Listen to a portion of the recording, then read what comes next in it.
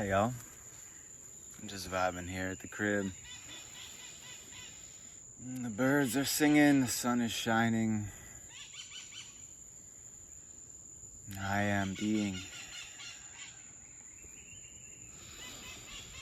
And here we are.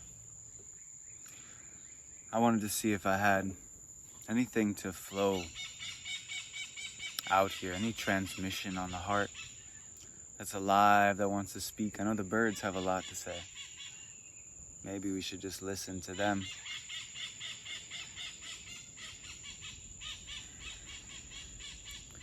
The sweat bees are talking too. Always happy to have a drink here.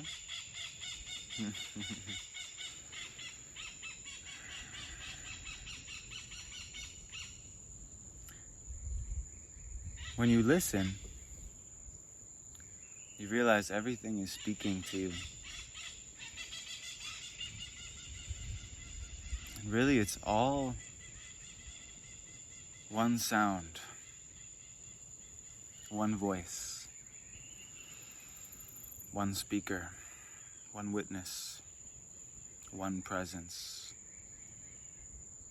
which is speaking through all of it. Even this little bee.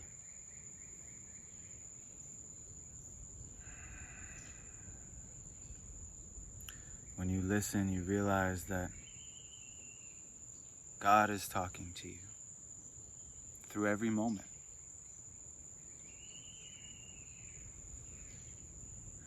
And it's important that we affirm this as well. That we know, that we command and decree, so that we can really know that every inch of our being, every cell, every atom, programmed with our intention. We breathe into the knowing that there is only God's presence. And that all that appears is just that, an appearance.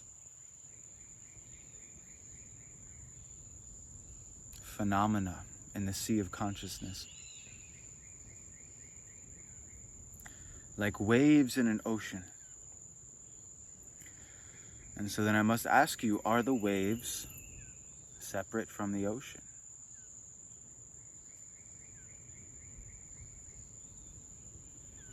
And so if all of the content of consciousness, the content of experience within our minds is like waves in the ocean, all of the content is made of the ocean, of the context, right there. The ocean is the context of the waves. No waves without ocean.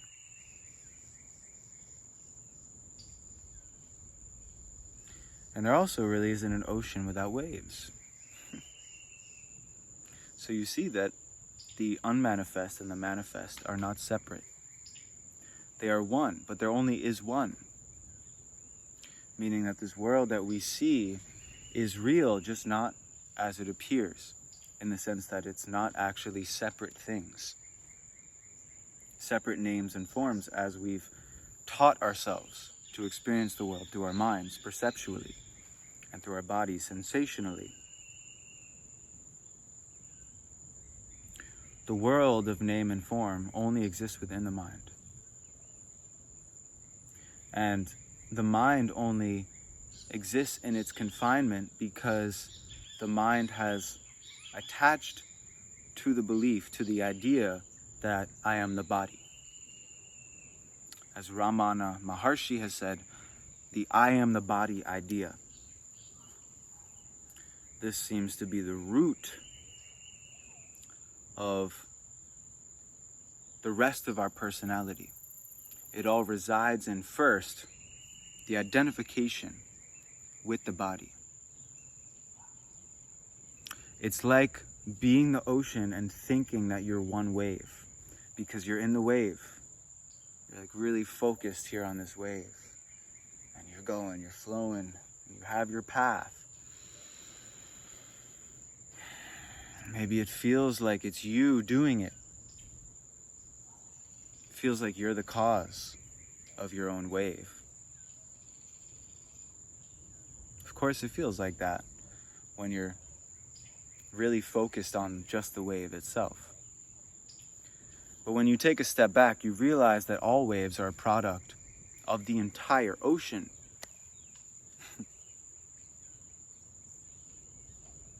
Right? It's every ocean connected, making one ocean. All these different currents, different patterns, different weather patterns, different pressure systems, different temperatures. All of this is affecting each individual wave. So we take this as our analogy. And I say that you are like a wave in an ocean. You, in this human experience, are thus a product of the entire ocean. You are not the cause of your life.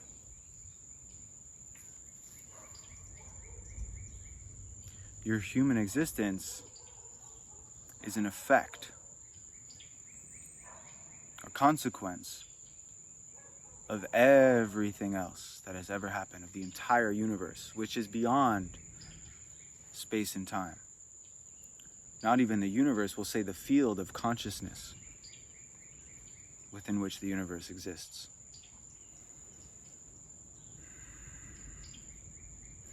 And see this piece too. What is the wave made of? And is the wave separate from the ocean? Clearly, the wave is the ocean. There's nothing else in the wave but the ocean. If we time lapse anywhere on the earth where nature is growing, we will see the way that nature moves, the way that trees rise and fall, animals, humans rise and fall. Everything's moving like a wave.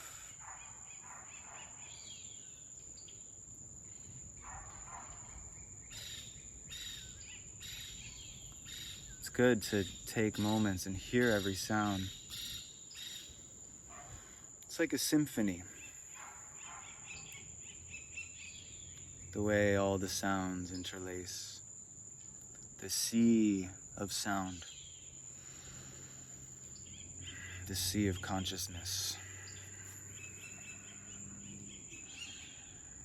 So the life in this human body is like this wave. It rises and falls. This body just goes right back into the earth. Right back into formlessness. Dissolves. And this consciousness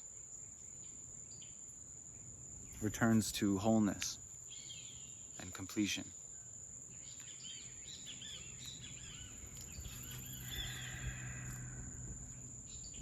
This, of course, is not something that just happens. We understand that there is a sort of wheel of samsara, right? A cyclical series of birth and death and rebirth, because the lesson has not been understood to its fullest extent in the human life. Therefore, one must continue to become re-embodied until the lesson is learned. There's no way to go past this. One must go through. One must meet themselves at the deepest depth, or discover that there is no end to that depth of themselves, to their being. It is infinite, limitless.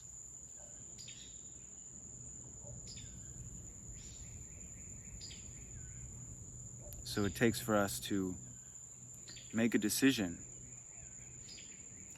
to choose to align with what is real and true,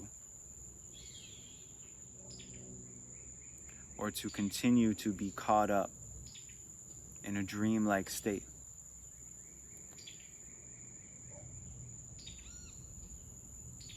Playing out patterns of a confused and programmed, misguided ego.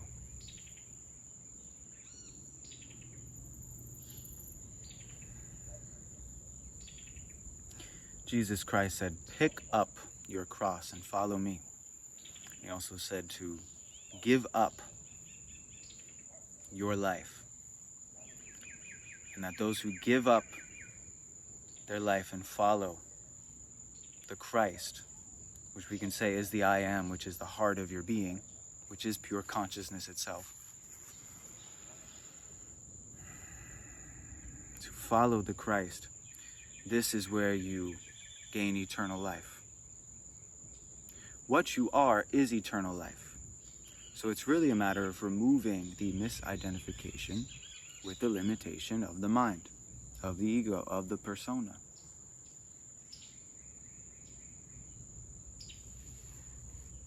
Now your body is your cross.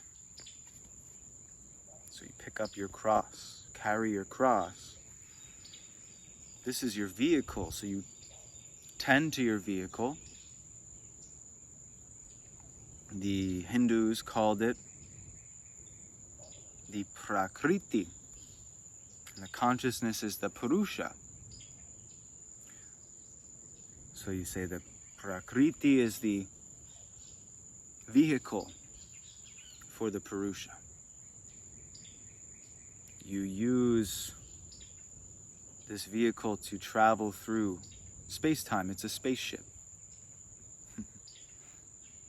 Your body is a spaceship. And it's an animal as well. And we don't deny this. And we accept it. We love it. We say, okay, well, this is an animal. And it has very animal ideas. And animal desires. We can't shun this. Nor can we suppress it, repress it, deny it. This just makes it snowball into something greater.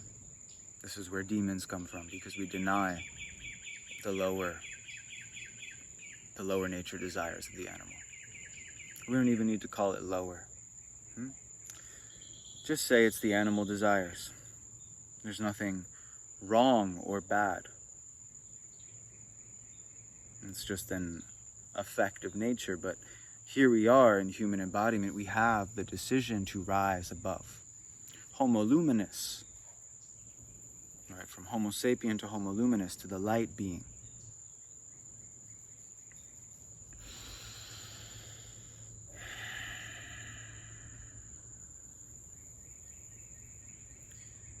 But I don't want to confuse you. I don't want you to think that you are an ego.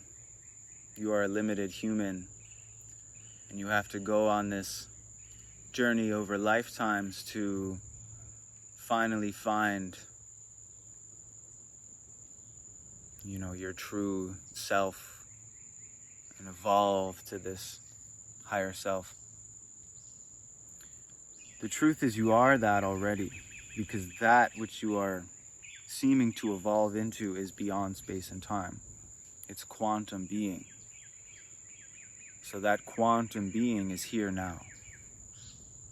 And that's really the ancient teaching is recognizing that whatever it is that seems to be far off, that you have to evolve into and become, it is what you already are, and it's only the illusion of separation which is barring your vision from seeing this truth, which is really, it's the most intimate aspect of your existence. It's this godly energy that you're looking for is the very presence which you feel in your body right now as your being, as your existence.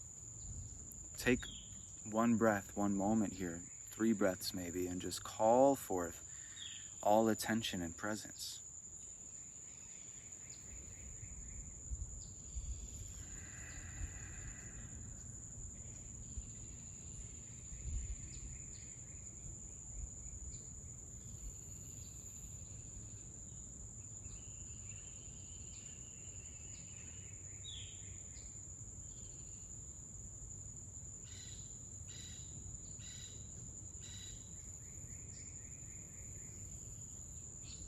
What I want to say is that you really don't need to go looking for it.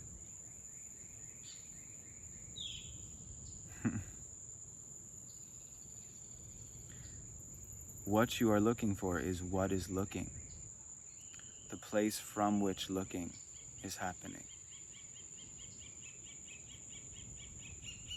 See, don't confuse that as your eyes. The eyes are looking, but what is looking at the eyes? What is aware of vision, aware of sight? This awareness is what we are to direct our awareness at.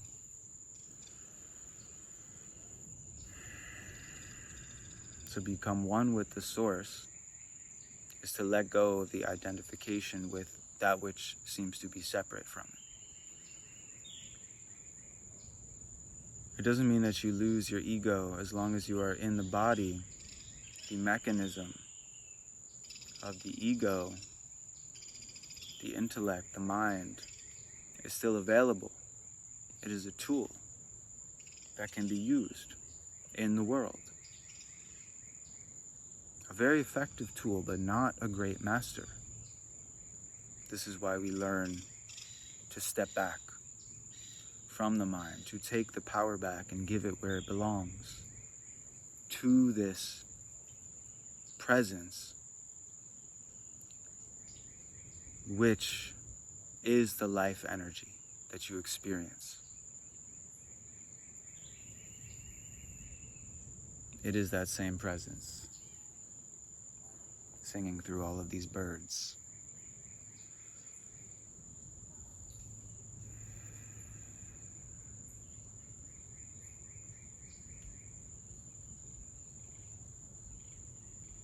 What else can I share with you that will help to make this transmission and this teaching clear?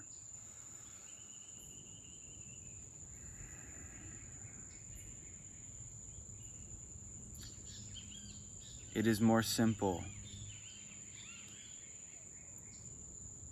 than any teacher can explain it.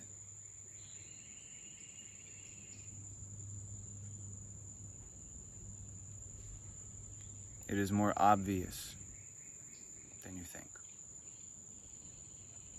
It's right here.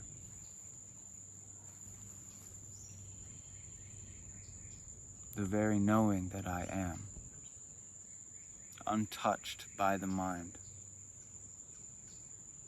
is always present.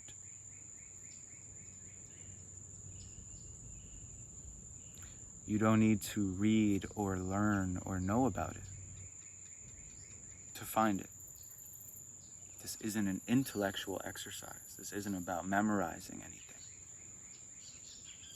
The information is useful. The cues are useful because then you can use the mind to essentially be like an internal sort of memory bank that keeps track of the spiritual teachings that you've learned, so that when you're playing out something which is like a pattern,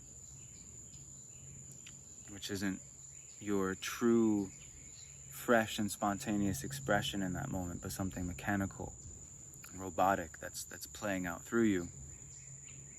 And you have the teaching in your mind where you know that this is what's happening, and you can catch it, and you can speak something over it to direct it in a more positive way. This is useful. So it's useful to have the spiritual information. It's useful to have friends, community, family, teachers, mentors, guides who can remind you to come back into that silence, to rest in that silence. Because the world is full of so many distractions pulling you every which way. So the work is inner. But I will say it's important to have that outer support system, to build that for yourself. Because if you're surrounding yourself with an outer system that is not supporting you, it's going to be much easier to fall into the old ways and the old patterns. You know, to truly change and grow and transcend, you have to leave the energy field you're tuning into, because it is not the world which is causing what's happening in your life. It is the energy field which you are tuning to. Everything begins energetically. All sickness and disorder and disease in the body, it begins in the energetic pattern. And then into the mental, into the emotional and the mental. And then into physicality. So it's very important that you surround yourself with people who align to the truth. You listen to teachers who are pure. And it's important to know how to be sure who is pure. Who can you trust? And this is what I've said. The mind is limited in its ability to discern the truth from the distortion of truth. So if we want to know who to trust, it's not going to be something we're going to properly discern, properly intuit with our minds. You need to go to the literal intuition, to the heart of things. Now, this is not always easy, especially when we're first getting into this stuff. You know, you're not as familiar with how truth feels in your body and how lies feel in your body. So we have this method of muscle testing, which I do teach in another video.